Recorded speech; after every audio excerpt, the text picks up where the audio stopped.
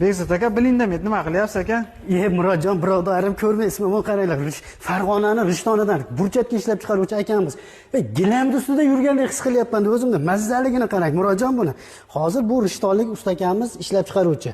Xo'p, 1 kvadratini 62 mingdan mana bunday fasonlarda qilib beryapti ekan. 1 kvadratini agar mana bu bo'lmay burchatgani o'zidan bo'lsa 52 mingdan chiqarib berishyapti ekan. Vodiy bo'ylab yetkazib berishaverar ekan.